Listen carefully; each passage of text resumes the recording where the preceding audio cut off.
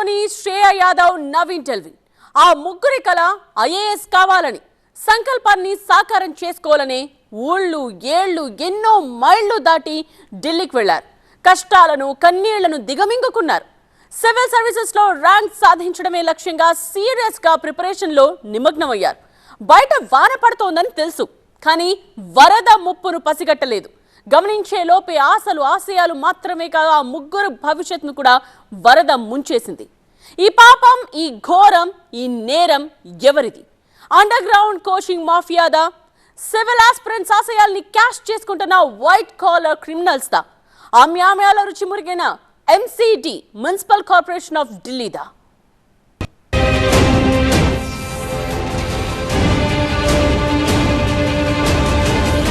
Under ground mafia అంటే ముంబై గుర్తొస్తుంది. కానీ ఇప్పుడు ఢిల్లీలో అంతకు మించిన మల్టీ లెవెల్ మాఫియా మరణ మృదంగం మోగిస్తోందా? ముంబైలో గన్ను, ఢిల్లీలో పెన్ను. అక్కడ బ్లడ్ బాత్, ఇక్కడ కోల్డ్ బ్లడెడ్ మర్డర్స్. చుక్క నెత్తురు రాలకుండా చంపుడు పంజమా? ఢిల్లీకెళ్తే బతుకులు బలేనా? ఆ ముగ్గురి కలలను సెల్లార్లో జలసమాధి చేసిందెవరు? ఈ పాపం, ఈ ఘోరం, ఈ నేరం ఎవరి నిర్లక్ష్యం ఖరీదు? IAS 3 అక్షరాలు మాత్రమే. ఇదిగో వీళ్ళందరి ఆరోపణం. ప్రభుత్వానికి ప్రజలకు మధ్య వారధిగా దేశ సేవ చేయాలనుకునే యువతకు సివిల్ సర్వీస్ ఒక డ్రీమ్. పట్టుదలతో, ప్రతిభతో UPPSCని క్రాక్ చేసి సివిల్ సర్వెంట్స్ గా శభాష్ అనిపించుకున్న అధికారులు ఎందరో ఉన్నారు. అవినీతి అక్రమాలను వరికట్టి కరుడుగట్టిన క్రిమినల్స్ కు చట్ట ప్రకారం శిక్షల పడేలా చేసి IAS సత్తా చాటారు. కానీ నేరాలకు కళ్లెం వేసే అధికారులను తయారు చేస్తుందెవరో తెలుసా? White collar criminals. భావి IASలు बावी लांटी सेल्लार लो बलैपोवडमे अंदुकु निदर्शन. Heavy half an hour rain के बाद आप देख सकते हैं कि कंप्लीटली फुलफिलमेंट ऑफ वाटर हो गया. उसके बाद क्या होता है कि डायरेक्टली बेसमेंट में वाटर एंटर करता है. सीवेज ट्रीटमेंट की पाइपलाइंस भी ब्रेक होती हैं. बैक साइड वाटर लैग होता है. इट मींस डबल स्वॉर्ड हो गया. अब स्टूडेंट्स के पास रेस्पॉन्सिबल, स्टूडेंट के पास कोई भी वे नहीं था to exit outside. 35 students was exactly stuck in this situation. After that sir ऊपर से एक एग्जिट है, केवल एक सिंगल एग्जिट है. राउस IAS स्टडी सर्कल चला रहे हैं. 1.75 लाख लेते हैं हम लोगों से. हमारी सेफ्टी नहीं है. ఇది అండర్ కోచింగ్ మాఫియా ఆగడాలకు పరాకాష్ట. మనకు కనిపిస్తున్న ఈ బిల్డింగ్ లోనే ఈ ప్రమాదం చోటు చేసుకుంది. ఇది రోడ్ లెవెల్ కంటే కిందికి ఆ సెల్లార్ బేస్మెంట్ అన్నది ఉంది. పైన అన్ని కూడా తరగతులు జరుగుతూ ఉంటాయి. ఆ కింద లైబ్రరీని ఏర్పాటు చేశారు. నిన్న సాయంత్రం ఒక్కసారిగా కురిసిన వర్షపు నీరు, ఇక్కడ మల్టిపుల్ ఫెయిల్యూర్స్ అనేవి కనిపిస్తున్నాయి. ఇక్కడ డ్రైనేజ్ సిస్టమ్ సరిగా లేకపోవడం వల్ల వర్షపు నీరు డ్రైన్లో వెళ్ళిపోవాల్సింది కాస్త రోడ్డు మీద జామ్ అయిపోయింది. దాదాపు నడుము లోతు వరకు ఇక్కడే వాటర్ వచ్చి ఉన్నది. అలాంటి వాటర్ అంతా కూడా అది బేస్మెంట్ రోడ్ లెవెల్ కంటే కిందికి ఉండడం వల్ల మొత్తం లోపలికి వెళ్ళిపోయాయి. డోర్స్ అన్ని లాక్ అయిపోయి, పవర్ ఫెయిల్యూర్ అయిపోయి, బయోమెట్రిక్ పనిచేయక డోర్స్ తెరుచుకోలేకపోయారు. మొత్తంగా ట్రాప్ అయిపోయిన పరిస్థితి. అతి కష్టం మీద అందులో దాదాపు 30 మంది వరకు బయటికి రాగలిగిన ముగ్గురు మాత్రం నీటిలో మునిగిపోయి ఊపిరాడక ప్రాణాలు కోల్పోయిన పరిస్థితి ఏర్పడింది. ఆ చనిపోయిన ముగ్గురులో ఒకరు తెలంగాణకు చెందిన అమ్మాయి, అంటే మొత్తం ముగ్గురులో 2 అమ్మాయిలు, ఒక కేరళకు చెందిన అబ్బాయి ఉన్నారు. ఒక అమ్మాయి UP అయితే మరొక అమ్మాయి తెలంగాణకు చెందిన అమ్మాయి. ర్యాంక్ గ్యారంటీ పేరిట ఎరవేస్తారు. హై అండ్ టెక్నాలజీతో కోచింగ్ అంటూ అద్దాల మేడలను చూపిస్తారు. ఆ తర్వాత విజ్ఞానపు విషవల విసురుతారు. స్టడీ మెటీరియల్ పేరిట లైబ్రరీ బిజినెస్, సెల్లార్లో సెట్టింగ్, ముక్కుపిండి ఫీజులు వసూలు చేస్తారు. వానొచ్చి మురుగు, మురికి, నీరు కలగలిసి సెల్లార్లో చేరితే బయోమెట్రిక్ ఎమపాసమై తలుపులేస్తే ఎవ్వడూ రాలేదు. కాపాడమని ఫోన్లు చేసినా పట్టించుకునేవాడే లేడు. డ్రైనేజీ ఉప్పొంగి సెల్లార్లో వరద పోటెత్తింది. ఓ సెల్లార్లో 58 మంది ఇరుక్కుపోయారు. కొందరు బయటపడ్డారు. ముగ్గురు మాత్రం జలసమాధి అయ్యారు. లైబ్రరీ అనే సెల్లార్లో ఉండడం వల్ల ఒక్కసారి వాటర్ రావడం వల్ల ఇంకా స్టూడెంట్స్ బయటికి రాలేకపోయారు. అది మొత్తం 35 అట్లా ఇరుక్కుపోయారు. అందులో ఒక 20 అట్లా వచ్చారంట. ఇంకొక అతను వచ్చేటప్పటికి అవి బ్లాక్ అయిపోయినాయి. ఇక్కడ యాక్చువల్లీ అన్ని లైబ్రరీస్ బేస్మెంట్లో ఉంటాయి, కిందలో ఉంటాయి. సో ఆ టైంలో ఏమైందంటే షార్ట్ సర్క్యూట్ అయింది రెయిన్ వల్ల. సో రెయిన్ వల్ల షార్ట్ సర్క్యూట్ అయిన తర్వాత లైక్ బయోమెట్రిక్స్ ఉంటాయి కదా డోర్స్ కన్నీ, సో డోర్ బ్లాక్ అయింది. సో ఆ టైంలో లైక్ నియర్లీ 30 మెంబర్స్ ఏదో బయట వచ్చారు. లైక్ 3 మెంబర్స్ అయితే లైక్ రాలేదు, వాళ్ళు అక్కడే ఏదో బ్లాక్ అయ్యారు. లైక్ ఈవెన్ బ్రీదింగ్ కూడా ప్రాపర్గా అవ్వలేదు వాళ్ళకి. సో బ్లాక్ అయ్యింది, అక్కడే లైక్ డెత్ అయ్యింది వాళ్ళది, 3 మెంబర్స్. యా, అన్నీ అక్కడ అలానే ఉంటాయి. స్పెషల్లీ లైబ్రరీస్ అయితే బేస్మెంట్లోనే ఉంటాయి అన్నమాట. సో ఎవరు రెస్పాన్సిబిలిటీ అయితే చూపించట్లేదు. ఈవెన్ ఎమ్మెల్యేస్ కూడా ఉన్నారు, కానీ వాళ్ళు అయితే ఏం డెవలప్మెంట్ చేయట్లేదు. డ్రైనేజ్ సిస్టమ్స్ కూడా ప్రాపర్గా లేరు. అంతే, ఏం చెప్పినా వేస్ట్. ఇన్స్టిట్యూట్ వాళ్ళు అయితే ఏం రెస్పాన్సిబిలిటీ చూపట్లేదు. అండ్ ఈవెన్ లైబ్రరీ ఓనర్స్ కూడా ఇంత అయింది అయినా రావట్లేదు ఎవరు. చాలా స్టూడెంట్స్ అందులో ఉండిపోయి చనిపోయారు. కానీ ఇక్కడ ఇలా అవ్వడానికి మెయిన్ రీజన్ ఈ రోడ్లో డ్రైనేజ్ సిస్టమ్ సార్. ఈ డ్రైనేజ్ సిస్టమ్ పర్ఫెక్ట్గా ఉంటే ఈరోజు ఆ విద్యార్థులు చావపోదును. ఈ డ్రైనేజ్ సిస్టమ్ వల్లనే చనిపోయారు. ఇక్కడ ఆ ఇన్స్టిట్యూట్ యొక్క మేనేజ్మెంట్ కూడా ఉంది సార్. ఇన్స్టిట్యూట్ దానివలన ఆ వాటర్ ఫ్లో అంతా గ్రౌండ్ ఫ్లోర్లోకి వెళ్ళిపోయింది. దానివల్ల ఈ పరిస్థితి జరిగిందని భావిస్తున్నాను. ఈ పరిస్థితి తలెత్తిందని మనం చెప్పవచ్చు. ఒకటి, ఆ భవన యాజమాన్యం వైఫల్యం ఉంది. విద్యార్థులకు ఈ సేఫ్టీ గురించి, డిజాస్టర్ మేనేజ్మెంట్ గురించి పాఠాలు చెప్పే ఈ సంస్థ నిర్వాహకులది లోపం ఉంది.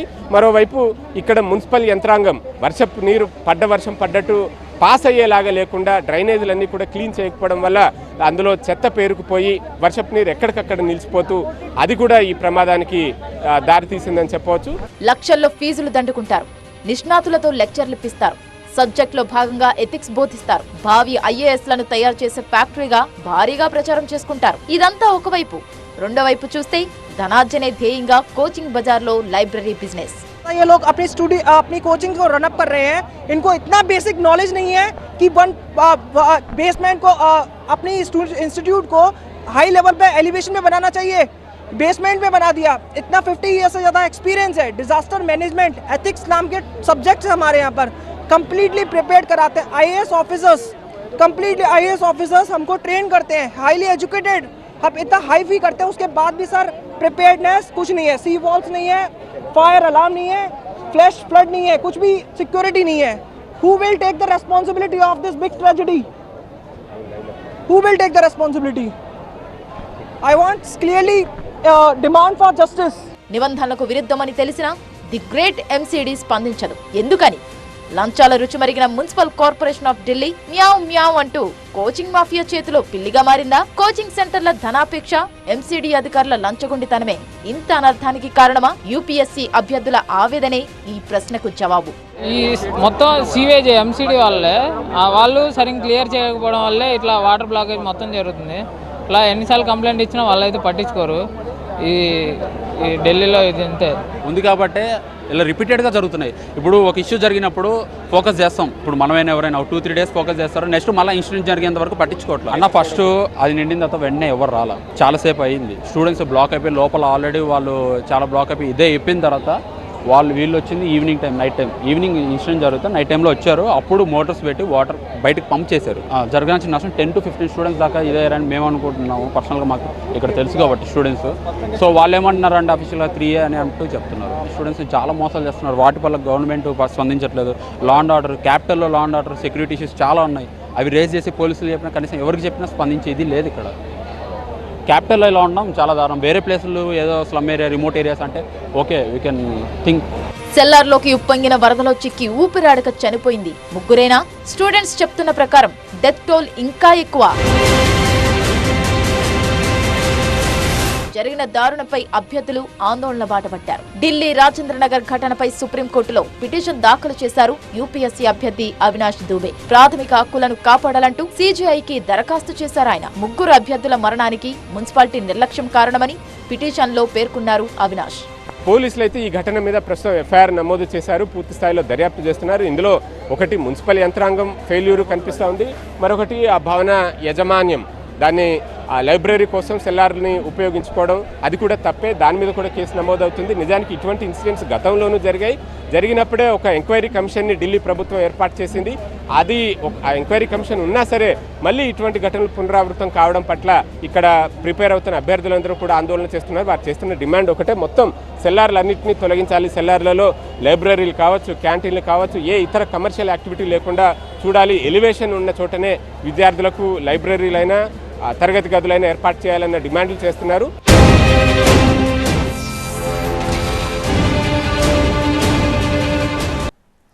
ఆశయాల్ని క్యాష్ చేసుకోవడమే కాదు, సివిల్ సాధించాలన్న యువతను నిలువు దోపిడీ చేస్తున్నారు వైట్ కాలర్ క్రిమినల్స్.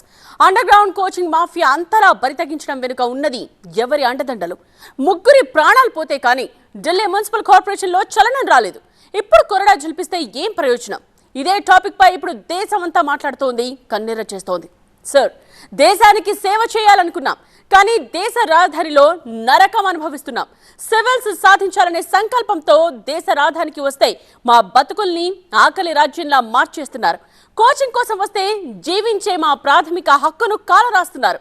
చర్యలు తీసుకోండి సార్ అంటూ సిజే చంద్రచూడ్కు లేఖ రాశారు అభ్యర్థులు. మరోవైపు రాజేంద్ర నగర్ ఘటన పార్లమెంట్లో ప్రకంపనలు సృష్టిస్తోంది. ఆ కొట్టుడేదో ముందే కొట్టి ఉంటే, అండర్ గ్రౌండ్ మాఫియాను కట్టడి చేసి ఉంటే ఇంత దారుణం జరిగేదా? నిండు ప్రాణాలు నీళ్ల పాలయ్యేవా? ఇండస్ట్రీ 50 ఇయర్స్ అని చెప్పుకునే రావుస్ లాంటి మరెన్నో కోచింగ్ సెంటర్లు బేస్మెంట్ లోనే లైబ్రరీలు నిర్వహిస్తున్నాయి. ఇది కుట్టుచప్పుడు కాకుండా సాగుతున్న తతంగం కాదు. బహిరంగంగా, నిర్భయంగా, నిర్లజ్జగా దండుకుంటున్నారు. మరి అడ్డుకోవాల్సిన ఎంసీడీ అధికారులు ఏం చేస్తున్నారో? ఆమ్యమ్యాలతో కళ్ళు మూసుకుంటున్నారా? ఒక్క తెలుగు రాష్ట్రాల నుంచే వేల మంది అభ్యర్థులు సివిల్ డ్రీమ్స్ తో ఢిల్లీలో ఉంటున్నారు. లక్షల్లో ఫీజులు దండుకుంటున్న కోచింగ్ సెంటర్లు మాత్రం భావి ఐఏఎస్ అధికారుల జీవితాలతో చెలగటమాడుతున్నాయి. ఇలా యూపీఎస్సీ పోటీ పరీక్షలకు ప్రిపేర్ అవుతున్న వారిలో తెలుగు వారి సంఖ్య చాలా గణనీయంగా ఉంటుంది. 2 తెలుగు రాష్ట్రాల నుంచి కూడా పెద్ద సంఖ్యలోనే ఇక్కడికి వచ్చి ఈ పోటీ పరీక్షలకు ప్రిపేర్ అవుతూ ఉంటారు. అయితే కరెక్ట్గా పర్సంటేజ్ ఎంత ఉంటుందని చెప్పకపోయినా సదరన్ స్టేట్స్ నుంచి వచ్చే వారిలో తెలుగు రాష్ట్రాలదే అధిక భాగం అయితే మనం చెప్పవచ్చు. సాధారణంగా లైబ్రరీలో ప్రిపేర్ అవుతూ ఉంటారు. డే లాంగ్ అంతా క్లాసెస్ జరుగుతాయి. క్లాసెస్ అయిపోయిన తర్వాత కూడా ఆ లైబ్రరీలో రిఫరెన్సెస్ కోసం ఇతర బుక్స్ అన్నిటిని తీసుకుని ప్రిపేర్ అవుతూ ఒక గ్రూప్గా ఉండి ప్రిపేర్ అవుతూ ఉంటారు.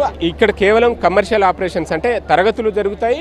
కింద లైబ్రరీకి సంబంధించిన ఎక్విప్మెంట్ అంటే లైబ్రరీ బిల్డింగ్ కింద ఉంది అంతే తప్ప ఇది రెసిడెన్షియల్ కాదు. సాధారణంగా ఇక్కడ చదువుకునే ఆస్పిరెంట్స్ ఎవరైనా సరే PG accommodation, paying guest accommodation లాగా ఉంటూ ఉంటారు. లేదంటే 4-5 విద్యార్థులు కలిసి రూమ్స్ లాగా ఒక రెంట్కి తీసుకుని వారంతటి వారు ప్రిపేర్ అవుతూ అలా కూడా ఉంటారు. బట్ ఇక్కడ కనిపిస్తున్న ఏ బిల్డింగ్ అయినా సరే కేవలం క్లాసెస్ మాత్రమే జరుగుతాయి. ఇందులో ఎటువంటి రెసిడెన్షియల్ అకామిడేషన్ లేదు. కాకపోతే ఈ సెల్లార్ ప్రాంతం, ఈ బిల్డింగ్లో చూస్తే కనుక సెల్లార్లో ఎటువంటి స్ట్రక్చరు లేదు, కేవలం పార్కింగ్ కోసం వినియోగిస్తున్నారు. కానీ వేరాజ్ ఈ బిల్డింగ్ వరకు వచ్చేసరికి ఎక్కడైతే నిన్న ప్రమాదం జరిగిందో రావు స్టడీ సర్కిల్ అని ఉంది, ఆ బిల్డింగ్లో మాత్రం ఆ సెల్లార్ని ఇల్లీగల్గా ఉపయోగిస్తున్నట్టుగా మనకు స్పష్టంగా అర్థమైంది. అందులోనూ బయోమెట్రిక్ డోర్స్ పెట్టడం అన్నది ఈ ప్రమాద తీవ్రతను మరింత పెంచింది. అది సంగతి. ఢిల్లీ రాజేంద్ర నగర్ ఏరియాలోని ఎన్నో కోచింగ్ సెంటర్లు ఇలా రూల్స్ కు విరుద్ధంగా లైబ్రరీలు నిర్వహిస్తున్నాయి. ఇతర అవసరాలకు కూడా సెల్లార్స్ ను వినియోగిస్తున్నారు. ఢిల్లీలో 80% లైబ్రరీలు, కోచింగ్ సెంటర్లు బేస్మెంట్లలోనే ఉన్నాయి. 10 నిమిషాల వర్షానికే నీళ్లు వస్తున్నాయని చెప్పినా కూడా అధికారులు ఏనాడు యాక్షన్ తీసుకోలేదని, అందుకే ఈ దారుణం జరిగిందని విద్యార్థులు ఆందోళన బాటపట్టారు. Delhi lieutenant governor Saxena Rajendra Nagar coaching బజార్ ను సందర్శించారు. సంఘటన జరిగిన స్పాట్ ను పరిశీలించారు. యూపీఎస్సీ ఆస్పిరెంట్స్ తో మాట్లాడారు ఆయన. దేశ రాజధానిలో ఇలాంటి ఘటన జరగడం చాలా విచారకరమన్నారు. జరిగిన సంఘటన వెనుక నేరపూరిత నిర్లక్ష్యం కనిపిస్తుందన్నారు. బాధ్యులపై చట్ట ప్రకారం చర్యలు తప్పవన్నారు. ఆందోళనల క్రమంలో కోచింగ్ సెంటర్ యజమాని అభిషేక్ గుప్తా, కోఆర్డినేటర్ దేశ్పాల్ సింగ్ తో పాటు 7గురిని అరెస్ట్ చేశారు ఢిల్లీ పోలీసులు. చేతులు కాలేక ఆకులు పట్టుకున్న తేలుకుట్టిన దొంగల్లా ఢిల్లీ మున్సిపల్ కార్పొరేషన్ అధికారులు ఇప్పుడు యాక్షన్లోకి దిగారు. ఈ కూల్చుడేదో ముందే కూల్చుంటే ఇందాక వచ్చేది కాదు. ఇన్నాళ్లు మామూళ్ల మత్తులో మన్ను తిన్న పాములా ఉన్న ఎంసీడీ అధికారులు 3 సివిల్ ఆస్పిరెంట్స్ మృతి తర్వాత ఈ ఘటన దేశవ్యాప్తంగా సంచలనం రేపడంతో బుల్డోజర్లతో రోడ్డెక్కారు. ఢిల్లీ కోచింగ్ సెంటర్లలో ప్రమాదాలు కొత్తేమీ కాదు. గత ఏడాది ముఖర్జీ నగర్లోని ఐఏఎస్ కోచింగ్ సెంటర్లో అగ్ని ప్రమాదం జరిగింది. అయినా రూల్స్ ఉల్లంఘించిన కోచింగ్ సెంటర్లపై చర్యలు తీసుకోవడం లేదని ఢిల్లీ మున్సిపల్ కార్పొరేషన్ పై విమర్శలు వెల్లువెత్తాయి. ఇంకేం, తమ ఉనికి చాటుకునే ప్రయత్నం చేశారు. బేస్మెంట్లలో క్లాసులు, లైబ్రరీలు నిర్వహిస్తున్న 13 కోచింగ్ సెంటర్లను గుర్తించి వాటిని సీజ్ చేశారు. ఇక చీమ చిటుక్కుమంటే చటుక్కున ఆరోపణలు, ప్రత్యారోపణలు, సవాళ్లు, ప్రతి సవాళ్లతో ఆప్ వర్సెస్ బీజేపీ మధ్య మాటల యుద్ధం పరిపాటి. ఈ ఘటనపై కూడా రాజకీయ రచ్చరాజుకుంది. ఢిల్లీ మున్సిపల్ కార్పొరేషన్ కార్యాలయంలో బీజేపీ కౌన్సిలర్లు ఆందోళన చేపట్టారు. మేయర్ షెల్లీ ఓబరాయ్ ఛాంబర్ ను ముట్టడించారు. ఈ ఘటనకు బాధ్యత వహిస్తూ మేయర్ రాజీనామా చేయాలని డిమాండ్ చేశారు బీజేపీ కౌన్సిలర్లు. ఆప్ సర్కార్ నిర్లక్ష్యంతోనే ఈ ఘటన జరిగిందని ఆరోపించారు. దీంతో కౌన్సిల్ సమావేశాన్ని వాయిదా వేశారు.